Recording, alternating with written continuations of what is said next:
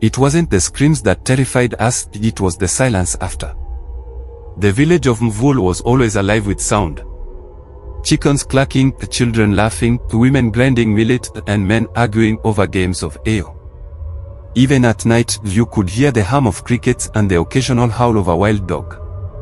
But that night, the silence came.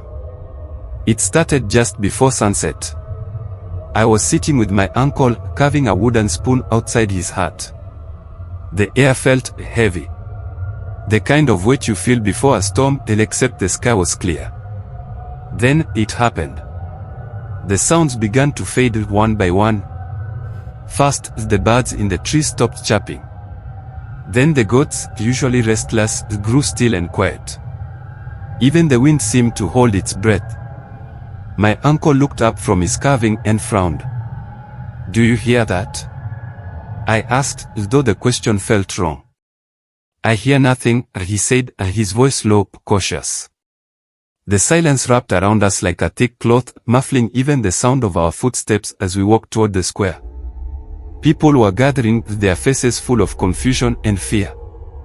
Mothers whispered to their children, but their voices barely carried. "What's happening?" someone asked. No one had an answer. That's when we noticed the old baobab tree.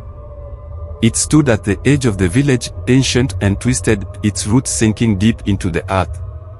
People said it was older than the village itself, a gift from the ancestors. That evening, though, the tree looked wrong. Its leaves, usually full and green, were wilted. The air around it felt colder, sharper. And at its base, there was something, a dark, jagged crack that hadn't been there before. The elders were called. They gathered around the tree, whispering in hushed tones, their faces grim. One of them, Elder Combo, stepped forward and spoke to the crowd. His voice was steady, but you could see the fear in his eyes. "This is a warning," he said. "Something has been disturbed. We must make it right." "What do we do?" someone shouted, their voice trembling. Elder Combo hesitated before replying. "We will leave offerings to the ancestors. Food, drink, and music. We must bring back the sound." That night, we laid out everything we could. Bowls of porridge, jugs of palm wine, and drums arranged in a circle around the tree. The drummers began to play, their hands striking the skins rhythmically. For a moment, it seemed to work, the silence broke slightly, replaced by the steady beat of the drums. But then it happened. The crack at the base of the tree widened. A deep guttural sound escaped from it, like the earth itself was groaning. The drummers froze, their hands hovering over the drums. The sound was gone again, and this time, even our breathing felt loud. That's when we saw them. Shadows, tall and thin, emerging from the tree. They moved silently, their forms flickering like smoke, and they headed straight for the square. The crowd panicked. People ran in every direction, but no one screamed. The silence swallowed everything, even the pounding of our feet. I grabbed my uncle's hand, and we ducked into his hut, my heart pounding in my chest. The shadows didn't harm anyone, but they moved through the village, inspecting or watching.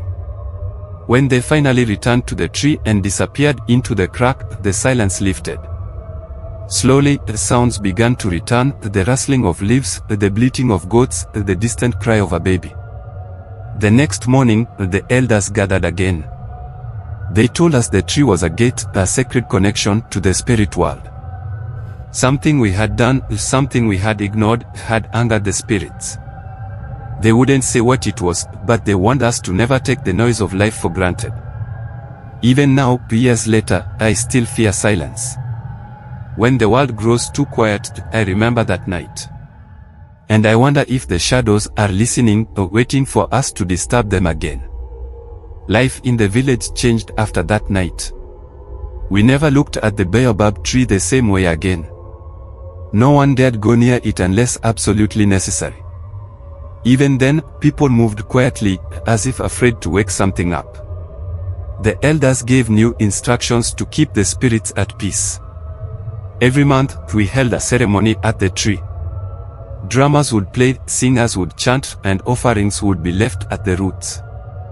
The noise was constant and deliberate, a reminder that we were alive and respectful. But the silence, it left its mark. Some people began to notice strange things.